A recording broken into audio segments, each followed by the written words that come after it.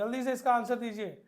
Dried cranberries and potato chips are example of which type of food preservation.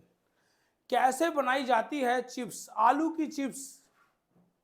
Yes, बिल्कुल सही बताया शानवी शाह ने। Dehydration से। क्या करेंगे? ले जाएंगे, सुखाएंगे। अरे ड्राई फ्रूट देखो आप, ड्राई फ्रूट को 6 महीने भी रख दो, खराब ही नहीं होते घर में। क्यों? Because they are dry. Dry means dehydrated, सूखे हुए, उनका पानी सूख गया है। ये खराब होने में पानी की भूमिका बहुत ज्यादा होती है। पानी अगर हुआ तो खराब करेगा। अचार में अगर हाथ लगा मॉइस्चर वाला, गीला हाथ, तो पिकल्स खराब हो जाएंगे। अब एक चीज और देख लो। अचार बनाते हैं ना डिहाइड्रेशन करके। बोलो हाँ, बोलो यस। सारे बच्चे बताओ। पिकल्स को प्रिजर्व करते हैं। ये लिखा हुआ है कैनिंग। ये फ्रीजिंग तो समझ में आ गया मुझे कि फ्रीजिंग या रेफ्रिजरेशन ये भी एक तकनीक है प्रिजर्व करने की। फर्मेंटेशन भी आ गया मुझे, जब शुगर अल्कोहल में बदलता है, यानी कुछ यीस्ट वगैरह के प्रेजेंस में, यीस्ट एंजाइम की प्रेजेंस में फर्मेंटेशन होता है। इडली समझ में आ गया, छोले भटूरे समझ में आ गया, भटूरे बनते हैं। देखो केनिंग देख लो, केनिंग क्या होता है। अब वो जो अचार बनाया है हमने डिहाइड्रेट करके, पृथ्वी ध्यान से, सारे बच्चे ध्यान से, अचार बनाने के बाद सिर्फ किचन में रख नहीं दिया जाता, उसमें धूप लगवाई जाती है। क्या लगवाई जाती है? धूप। तो उसे बोलते हैं केनिंग। केनिंग का मतलब जब किसी जार में किसी वस्तु को बंद करके, किसी जार में रख के, पैक करके, क्या करके? पैक करके, और सनलाइट में रखा जाता है, सिकाई होती है उसकी। क्या होती है? सिकाई। तो Canning is also a process of preservation. Canning से भी प्रिजर्वेशन का टाइम पीरियड बढ़ जाता है, सिकाई होती है। ठीक है, चलिए नेक्स्ट देख लेते हैं। केनिंग का मतलब सिकाई होना। अचार को रख देते हैं हम लोग एक निश्चित तापमान पे, एक एक एक डिफिनिट टेम्परेचर पे। चलिए, चिप्स खाए, कैनबेरीज देखा। Which of the following is not used as food preservative. इनमें से कौन सा फूड प्रिजर्वेटिव के रूप में यूज नहीं होता है? बोलो सारे बच्चे। यस, पृथ्वी का आंसर बिल्कुल सही है, विनायक चौधरी का सही है, सोहन पांडे। यस, साहिल ऐसे ही से कर रहा है, कंफर्म नहीं हो रहा मुझे। रुद्राक्षी कौन सा? Yes, fourth. शानवी ने भी बताया फोर्थ। ये मीथेन का कोई काम है इसमें? कुछ नहीं। सॉल्टिंग भी होता है, शुगरिंग भी, स्वीटनिंग करते हैं ना मुरब्बे की, मुरब्बे में स्वीटनिंग, और सिरका डाल के भी क्या करते हैं हम? प्रिजर्वेशन करते हैं। अब बच्चों को समझ में आ गया? सही बताओ, मजा आया कि नहीं?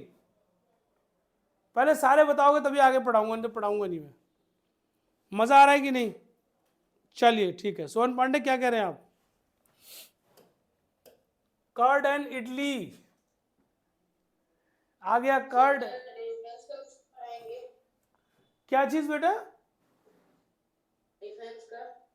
डिफेंस हम पढ़ा देंगे आपको, बिल्कुल टेंशन ना लें।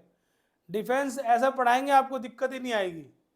सारा एयर कम्बैट वम्बैट सब तुम्हारे बैठा देंगे उसमें, है ना। पृथ्वी ब्रह्मोस सब। Curd and idlis are good example of किसका? यस, फर्मेंटेटेड फूड है भाई। कर्ड, चीज, इडली और भटूरे आ जाए, छोले भटूरे खाते हैं बच्चे।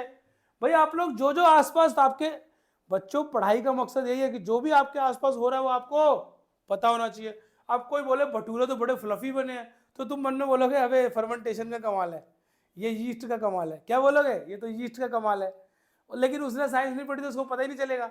और पृथ्वी बोलेगा ये सब तो मैं बच्चों का खेल है, मुझे सब पता है। पृथ्वी कहेगा मुझे सब पता है पृथ्वी? चलो, फर्मेंटेड फूड, इसी को क्या बोलते हैं? Fermented food. चलिए, जो यीस्ट की प्रेजेंस में फर्मेंटेशन। ये इडली आ गई, इडली, दही।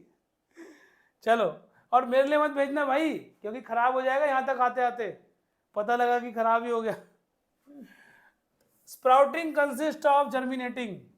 स्प्राउटिंग का मतलब क्या होता है? जो आप चने भिगोते हो, रात में चने भिगोते हो, मूंग की दाल भिगोई जाती है, स्प्राउट्स खाते हैं ना हम लोग, खाते हैं लोग स्प्राउट्स। बड़ा प्रोटीन होता है इसमें, बहुत ताकत होती है। क्या होगा? Sprouting consist of germinating. क्या जर्मिनेट होते हैं स्प्राउट्स में? बोलिए ऑप्शन। प्लांट। यस, सीड से जर्मिनेट होते हैं। यार एक बात बताओ, उसमें भी अंकुर अंकुर निकलते हैं ना? क्या अंकुर निकलते हैं ना, बोले अंकुरित चने खाने चाहिए, अंकुरित दालें खाएं, अंकुरित चने खाएं। तो सीड्स ही क्या करते हैं, जर्मिनेट होते हैं, जर्मिनेटिंग सीड्स। चलिए नेक्स्ट देख लेते हैं बच्चों। ये देखो दालें आ गई हैं, इन्हें आज रात को भिगोएंगे, फिर सुबह तुम सबको खिलाएंगे। स्प्राउटिंग, और खाया करो, स्प्राउट्स खाया करो, बहुत ज़्यादा न्यूट्रिशन वैल्यू होती है, न्यूट्रिशियस होता है बहुत, ठीक है, दिमाग तेज होगा आपका। चलिए, sea food is preserved in which manner. मछली लेके आए, समुद्र की मछली लाए, क्या करेंगे, क्या करेंगे, सैलिनिटी करेंगे यार, या सॉल्टिंग करेंगे उसकी पहले, वो फ्रिज में थोड़ी डाल देंगे उसे, उसकी सॉल्टिंग करी जाती है फ्रिज सी आइटम्स की। ये देखो पहले सॉल्टिंग हो गई ताकि ये खराब ना हो। Which of the following method is incorrect to preserve food material. कौन सा मेथड इसमें से करेक्ट है,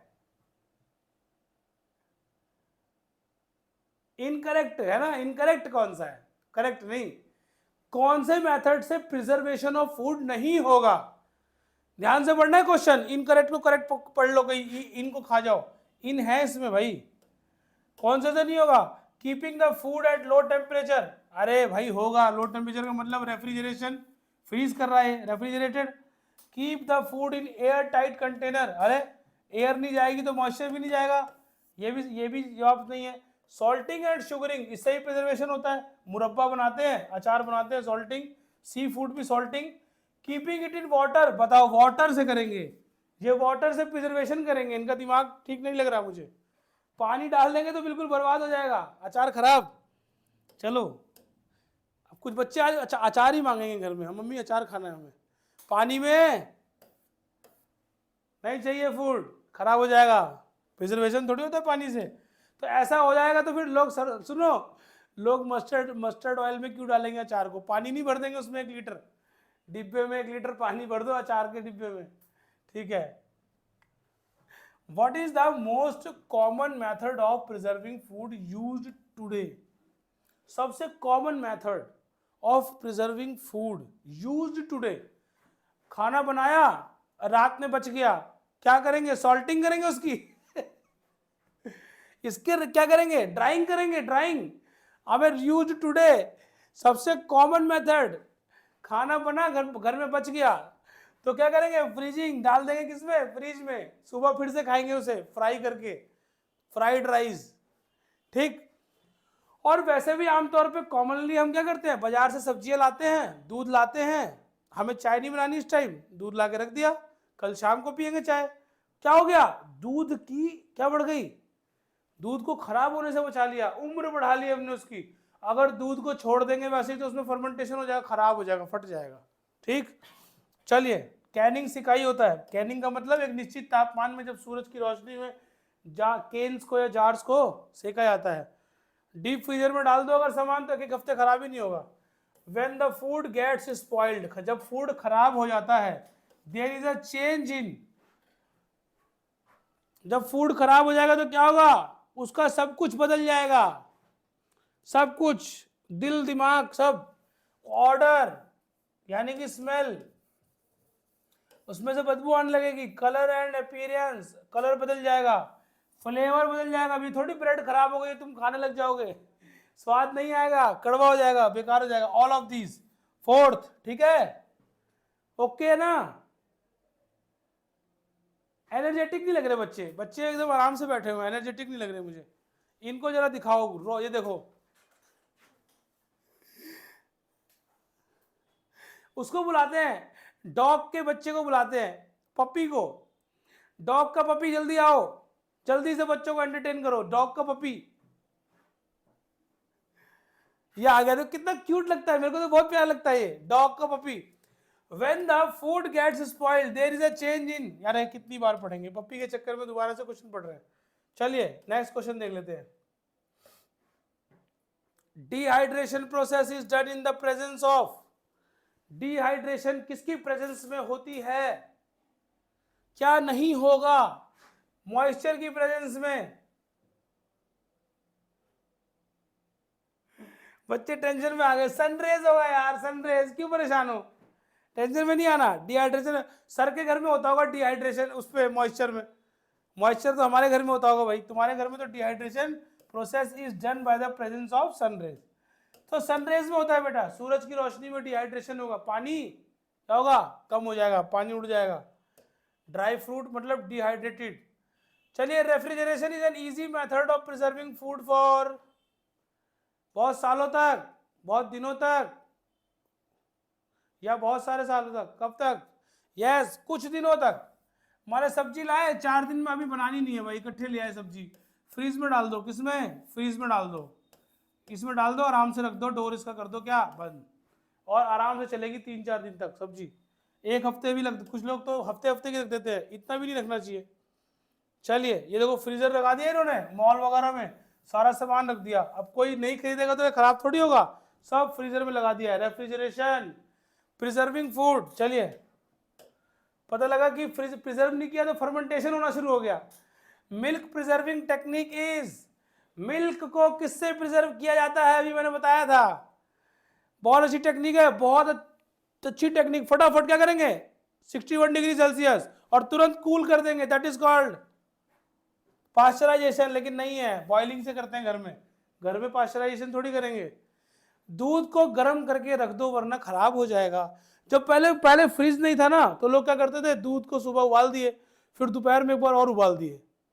अरे उबाल देंगे तो जो जम्स बन भी रहे होंगे ना, वो खत्म हो जाएंगे। एक टेम्परेचर बढ़ेगा, टेम्परेचर बढ़ेगा तो दूध में क्या होगा, खत्म हो जाएंगे।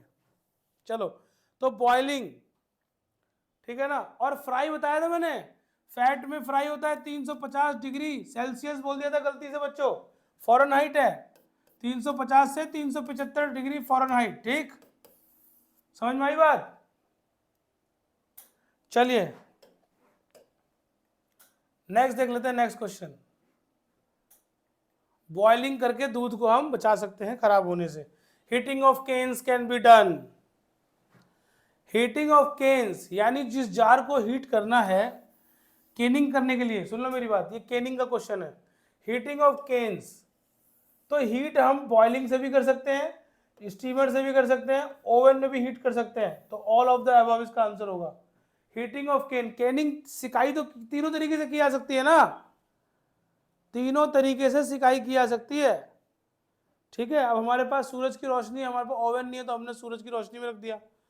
ठीक है, तो केनिंग किससे, ओवन में भी, स्टीमर से भी, और boiling water, in a boiling water bath.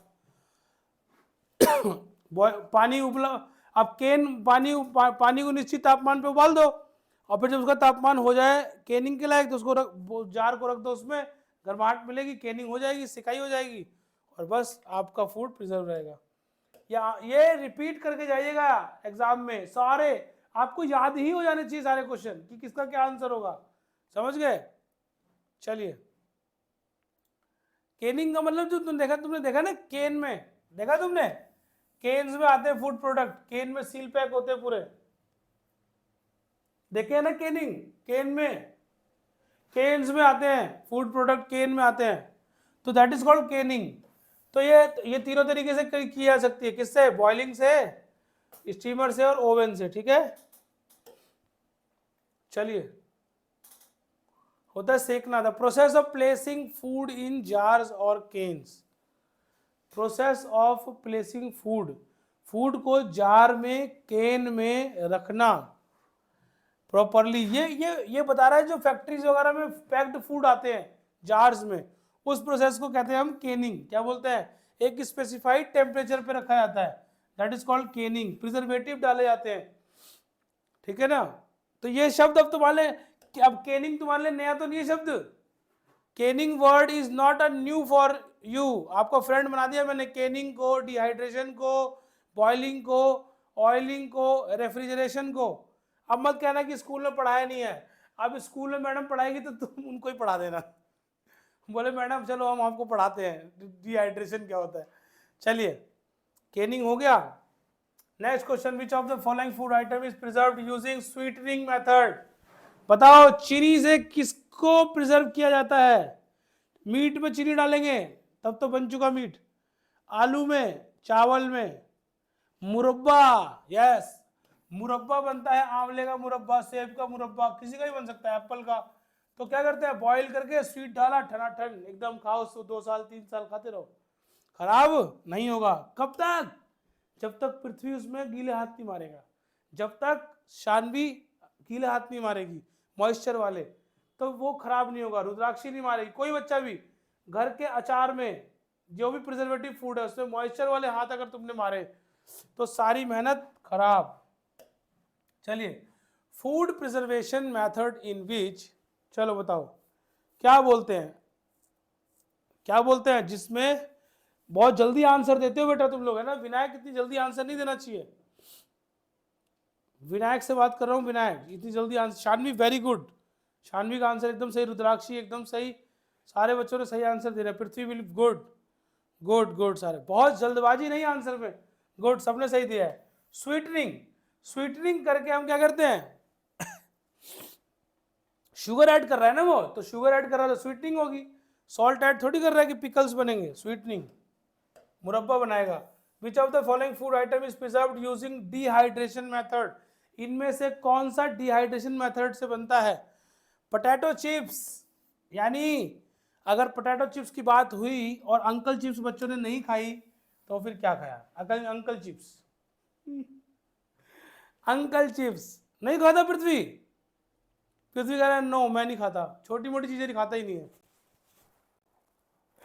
खाता है डिहाइड्रेटेड ड्राई फ्रूट्स खाता है एकदम। वो देखो एक बच्चा दिखा रहा है, ओ शानवी कुरकुरे दिखा रही है, ओ बिंगो बिंगो, चलो very good. Drawing food, Shanvi ज्यादा नहीं खाना चाहिए बेटा, इसको बताया था ना, डाइजेशन, डाइजेशन, बाउल को फिर गुस्सा आ जाएगा। ड्राइंग फूड आइटम अंडर सन, सूरज की रोशनी में क्या होगा भैया, डिहाइड्रेशन ही तो होगा, फ्रीजिंग थोड़ी होगा। सॉल्टिंग, फ्रीजिंग, फर्मेंटेशन, चारों क्लियर है आपको, सॉल्टिंग क्लियर, फ्रीजिंग क्लियर है, थम्स अप करके बताओ। Yes, salting, free, freezing, dehydration, fermentation. तो मैं भी कम थोड़ी हूं तुमसे, समझा दिया ना तुमको, तो अब सब कुछ ओके हो ही जाएगा। चलो, the freezing point of water, freezing point of water is,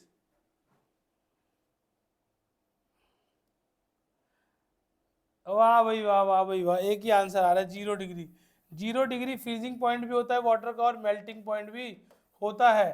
साहिल, जिन बच्चों ने मेरी anomalous expansion of water class नहीं देखी, उन्होंने रिकॉर्डिंग देखी बाद में, पहले बताएं मुझे।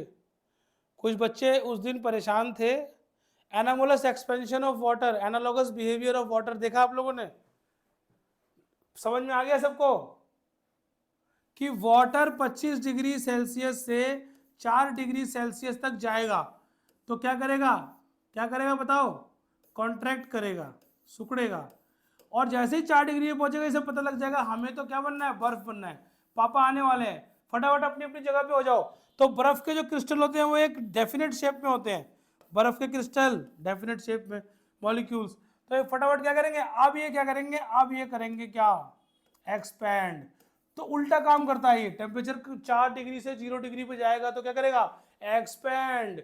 और सारे बच्चे करेंगे मेरे साथ, एक्सपैंड करेगा 4 डिग्री से 0 डिग्री पर, एक्सपैंड। और एक्सपैंड कोई भी चीज करेगी तो उसकी डेंसिटी क्या हो जाएगी, कम, क्या हो जाएगी, डेंसिटी कम। और जैसे 0 डिग्री से वापस आएगा ये 4 डिग्री पे, ठीक है, पापा चले गए घर से, अब फिर हमें क्या हो गए, मन के मौजी, अब हम फिर 0 से 4 पे जाएंगे तो हम क्या करेंगे, कॉन्ट्रैक्ट, क्योंकि अब ये पार्टिकल क्या हो जाएंगे, लूज, अब ये पास पास आ जाएंगे, अपने मन के होने लग जाएंगे, कॉन्ट्रैक्ट। और जो भी चीज कॉन्ट्रैक्ट होगी तो उसकी डेंसिटी, जो भी चीज सिकुड़ेगी उसकी डेंसिटी क्या होगी, बढ़ जाएगी। तो वाटर की डेंसिटी मैक्सिमम होती है 4 डिग्री सेल्सियस पर, बहुत इंपॉर्टेंट है। और अपनी जीवन खत्म होने तक लोगों को समझ नहीं आता कि what is the analogous behaviour of water. क्यों पृथ्वी, पृथ्वी ऐसे देख रहा है, समझ में आया, समझ में आया, सबको आया, रुद्राक्षी, सब सब जितनी भी गर्ल्स जुड़ी है सबको समझ में आ गया, बॉयज, ठीक है। तो this is called anomalous behaviour of water, revise हो गया 0 डिग्री सेल्सियस। और इसी एनामोलस बिहेवियर ऑफ वाटर यानी बर्फ जमने की वजह से फिशेस और एक्वाटिक एनिमल्स आराम से नीचे तैरते रहते हैं, क्योंकि बर्फ कम डेंस होती है, लेस डेंस होती है वाटर से, और जैसे ही ऊपरी परत बर्फ बनती है ऊपर क्या होता है, पानी के ऊपर तैरने लग जाती है। तो ब्लैंकेट का काम करती है, और ice is the bad conductor of heat. Ice अपने अंदर से हीट को ना तो आने देगी, ना तो पानी की हीट को बाहर जाने देगी। एक कॉन्सेप्ट और समझो सारे बच्चे, सॉलिड, सॉलिड में है मेरे पास आइस। आइस अपने अंदर से हीट निकालेगी या लेगी? अगर इसे वाटर बनना है तो बताओ, आइस हीट को लेगी तो वाटर बनेगी, या हीट निकालेगी तो वाटर बनेगी? कौन बताएगा? आइस, जल्दी से बताओ, क्वेश्चन तो कर लेंगे। हाँ बोलो बोलो जी। Sir, we will hit the ice to make it water. Heat the ice, बेटा मैं पूछ रहा हूँ कि हीट लेगा अपने अंदर, एब्जॉर्ब करेगा, या हीट को रिलीज करेगा, तब पानी बनेगा? Sir, it will absorb heat. It will absorb heat. हाँ, ये हीट को लेगा, सही कह रहा है, ठीक तो कह रहा है। ये हीट को क्या करेगा? जब बर्फ हीट को लेती है, ये सही बात है, कोई दिक्कत नहीं है। जब इसको क्या हीट मिलेगी, हीट मिलेगी यानी हीट को क्या एब्जॉर्ब करेगा, तो क्या बन जाएगा? पानी। हीट एब्जॉर्ब, और ज़्यादा जब हीट एब्जॉर्ब करेगा तो क्या बन जाएगा? वेपर्स। बिल्कुल सही है, कोई दिक्कत नहीं, सारे समझ लो। और वेपर जब हीट को रिलीज करेंगे, क्या करेंगे? हीट रिलीज करेंगे, यानी ठंडे होंगे, अपने अंदर की गर्मी को बाहर निकालेंगे, तो क्या बन जाएंगे? वाटर के ड्रॉपलेट्स। बात समझ में आ रही है? और यही वाटर के ड्रॉपलेट्स जब यहाँ जाएंगे, जब और ज़्यादा हीट रिलीज करेंगे, और ज़्यादा हीट, ये वाटर भी अपनी हीट को क्या करेगा? जब हीट को रिलीज कर देगा तब ये बन जाएगा बर्फ। ठीक, बर्फ। ठीक है, बात समझ में आ गई? हीट लेगा तो पिघलेगा, हीट लेगा तो भाप बनेगा, हीट को देगा तो पानी, और हीट को और ज़्यादा देगा तो बर्फ। हीट को रिलीज करेगा। ठीक, अब समझना, नदी के ऊपर वाली परत तो बन गई बर्फ, टेम्परेचर कम हो रहा है, माइनस चला गया 10 डिग्री, अब नदी जम गई, तो नीचे क्या है? मछली जल की रानी। अभी कैसे रहती है मछली जल की रानी नीचे? फिर जैसे ही ऊपर की परत बर्फ बन गई, ऊपर की परत बर्फ बन गई, सुनते जाना, तो सनरेज आएंगी, या अंदर की जो पानी की हीट बची हुई है अभी, भाई हीट को रिलीज करेगा तभी तो बर्फ बनेगा। हीट को जब निकाल देगा पानी, रिलीज कर देगा, जो बची हुई हीट है उसको भी रिलीज कर देगा। अब ये कह रहा है पानी की मेरी हीट रिलीज करो, लेकिन ऊपर बर्फ जम गई है, ये हीट को जाने नहीं देगा, क्योंकि ice is bad conductor of heat, और नीचे का पानी गर्म रहेगा और मछलियां आराम से खेलेंगी, आराम से। सर्दियों में भी मछलियां क्या करती हैं? वो ऊपर ऊपर जमा रहता है बर्फ, अपर लेयर में, नीचे नहीं। चलिए, तो that is called anomalous behaviour of water, anomalous expansion of water. अगर बर्फ ना जमती तो ये एक्वाटिक एनिमल ना होते और हम भी ना होते, अर्थ का टेम्परेचर इतना बढ़ जाता। ठीक है, तो याद रखना बर्फ जमना हमारे लिए अच्छा है। तो फ्रीजिंग पॉइंट बता दिया, मेल्टिंग पॉइंट 0 डिग्री हो गया, एक बार रिवाइज भी हो गया, एनामोलस एक्सपेंशन। चलिए फटाफट, what are the benefits of refrigeration? Refrigeration करने से न्यूट्रिशन बढ़ेगा क्या, घटेगा क्या? यस, सिर्फ फ्रेश रहेंगी, helps food to stay fresh, बस। अब फूड में टेक्सचर बदलेगा, ऑर्डर बदलेगा, न्यूट्रिशन बदलेगा, कुछ नहीं होगा, फूड फ्रेश रहेगा थोड़ा लॉन्ग टाइम तक। ठीक है, वरना केले लाओ बाहर रख दो, सुबह केले के क्या बन जाएंगे? चिप्स अपने आप ही गल जाते हैं, है ना। 2 दिन रख दोगे तो तुम्हें केला दिखेगा ही नहीं, वो पानी बन। Which is an easy method of preserving food for few days? सबसे इजी मेथड, कुछ दिन तक मुझे फूड प्रिजर्व रखना है, सीधा लाऊंगा डीप फ्रीजर में डालूंगा, 15 दिन बाद निकालूंगा वैसे का वैसा, यानी रेफ्रिजरेशन, रेफ्रिजरेशन। चलिए, साहिल कुछ बोल रहा है, सुनते हैं। हाँ साहिल। सर आपने तो बोला था सर, ये आइस जो है सर वो बैड कंडक्टर ऑफ हीट है सर, तो सर वो हीट एब्जॉर्ब क्यों करेगा सर? तो बैड कंडक्टर है इसीलिए तो कह रहा हूँ हीट एब्जॉर्ब का मतलब नहीं है, हीट रिलीज करेगा, अपनी हीट को जाने देगा, तभी तो वाटर बनेगा। सर तो आपने बोला सर हीट एब्जॉर्ब करेगा सर। किसको? नहीं नहीं, अच्छा आइस कह रहे हो ना? देखो, ice bad conductor of heat तो अपने अंदर से पास नहीं होने देता, अपने अंदर से पास नहीं होने देगा, पानी की हीट को, जो नीचे पानी गर्म है ना, इसको बाहर नहीं जाने देगा, क्योंकि ब्लैंकेट का काम करेगा, क्योंकि ice is bad conductor of heat. अब बैड कंडक्टर होना इज अ डिफरेंट थिंग, तुम जो सोच रहे हो वो नहीं है। अपने अंदर की हीट को तो निकाल ही सकता है ना, क्योंकि बर्फ के पास भी हीट होती है। अब हीट और ले भी सकता है आइस, ये लेना और पास होना इज अ डिफरेंट थिंग, समझ रहे हो मेरी बात। जब आइस को हम टेम्परेचर देंगे, हीट को लेगा तो पानी बन जाएगा, पानी और हीट लेगी तो वेपर बन जाएगी। ऐसे ही वेपर हीट को रिलीज करेगी, आप देखना इसको आराम से। वेपर हीट को रिलीज करेगा, अपने अंदर की हीट को, गर्मी होती है ना वेपर्स के अंदर, जैसे अलाउड टू कूल, कूल होते हैं कंडेंस हो जाएंगे, और कूल होंगे तो समझ रहे हैं। और कूल होने का मतलब अपने अंदर की गर्मी को बाहर निकाल रहा है भाई, बात समझ रहे हो, एकदम सिंपल प्रोसेस है। और ये जो प्रोसेस है ना बैड कंडक्टर वाला, ये पास होना या ऊपर से आर पार होना, अपने आर पार नहीं होने देगा। बात समझ में आई। अपने अंदर से गर्मी निकालने वाला नहीं है ये, तो इसका मतलब है पार होना, यानी कि एक ब्लैंकेट का काम करता है रिवर के ऊपर। ठीक, तो क्वेश्चंस हमारे हुए कंप्लीट। इसका क्या आंसर था, रेफ्रिजरेशन। ठीक है, रेफ्रिजरेशन करके हम लोग ये करेंगे। तो बच्चों एक और इंपॉर्टेंट टॉपिक लेके आएंगे अगली क्लास में। आज की क्लास यही खत्म होती है। कुकिंग टेक्निक्स को लेके कोई दिक्कत, इससे पहले कोई दिक्कत थी, क्लास से पहले दिक्कतें थी? हाँ पृथ्वी बोलो, मेरे पास 5 मिनट है। सर मुझे पहले कुकिंग का मतलब समझ में नहीं आया था, और कितने डिग्री और उसको बॉईल करते हैं वो समझ में नहीं आया था। खाना रोज खाता है पृथ्वी, लेकिन कुकिंग का मतलब नहीं जानता था। Cooking is an art, science and craft. हाँ बोलिए अर्जुन, आर्यन सिंह बोलिए, पहले आपको कुकिंग में दिक्कत थी या अब दिक्कत है, या क्या है? सर मुझे 2 बात करनी है। 3 बात करो। सर मैं 2 से ज्यादा नहीं करता। हाँ बोलो, चलो 2 से ज्यादा नहीं करते तो। सर पहली बात तो आप अपना फोन नंबर दे दीजिए, अच्छा, और दूसरी बात की क्लास कब होगी? ये क्लास कब होगी? ये sir next class. Next class कल होगी। और सर आज। अच्छा आज की क्लास आपकी अभी अभी मैसेज आपको आ जाएगा, बताते हैं, है ना। 8:15 से स्टार्ट होगी आपकी क्लास, 8:15। तो बता दीजिए क्या बता दें? Number, phone number. हमारा ऑफिस का नंबर है, उसी पे बात करो। No sir. चलिए और किसी बच्चे से बात करते हैं। कुकिंग समझ में आ गया आपको बेटा? कुकिंग में कोई दिक्कत? हाँ बोलिए सोहन पांडे, हाँ बोलिए बेटा। देखो रिव्यू दे रहे हैं, सोहन पांडे अपना रिव्यू दे रहे हैं कुकिंग प्रिजर्वेटिव फूड्स को लेके, पहले क्या था और अब क्या है, मतलब चीजें क्लियर हुई कि नहीं?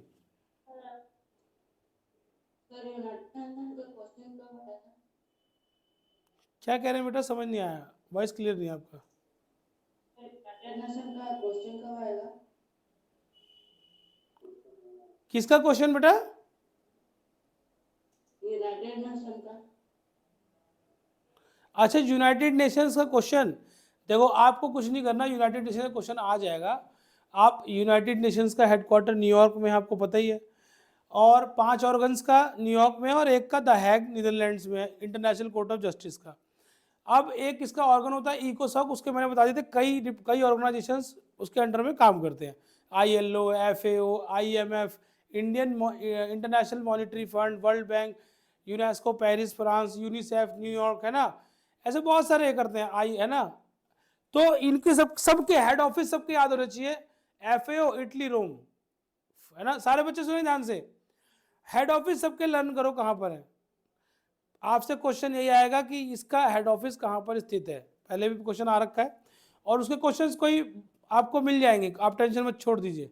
यूएनओ क्वेश्चन मिल जाएगा, यूएनओ के 5 ऑर्गन्स न्यूयॉर्क में है, 6ठा ऑर्गन इंटरनेशनल जस्टिस, जो अपना इंटरनेशनल कोर्ट ऑफ जस्टिस है, अंतर्राष्ट्रीय न्यायालय द हैग नीदरलैंड्स में, और बाकी जो ऑर्गेनाइजेशंस इकोसॉक में काम करते हैं, इकोसॉक के अंडर में, सबके हेडक्वार्टर्स याद करेंगे आप, कोई दिक्कत?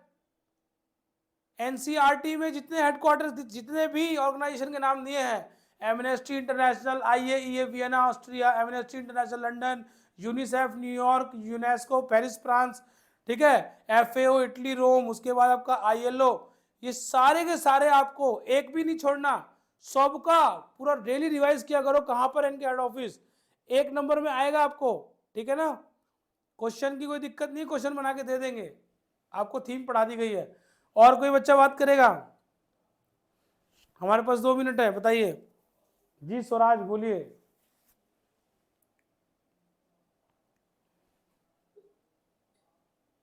आवाज क्लियर नहीं है आपकी बेटा। सर अभी क्लियर है? हाँ अभी क्लियर है बेटा। सर आपने बोला था ना कि मैंगोट कहाँ जाता है? हाँ आवाज क्लियर नहीं बेटा। पैरेट के बच्चे को मैगोटी कहते हैं। अभी इस क्लास की बात करो, बाकी सबकी क्लास बाद में करेंगे। कुकिंग टेक्निक समझ में आ गया सबको? शानवी बोलो बेटा, कुकिंग टेक्निक पहले प्रॉब्लम थी, सर पहले प्रॉब्लम थी कुकिंग टेक्निक्स में बेटा। आप ओके हो गया? आप कोई दिक्कत तो नहीं है? आप शानवी सारे क्वेश्चन करके आएगी ना एग्जाम में? ठीक, वेरी गुड। चलिए बेटा फिर क्लास का करते हैं समापन, ठीक है? फिर आप सबको पढ़ाएंगे नेक्स्ट टॉपिक जो कि इंपॉर्टेंट होगा आपके एग्जाम से। जय हिंद, जय भारत।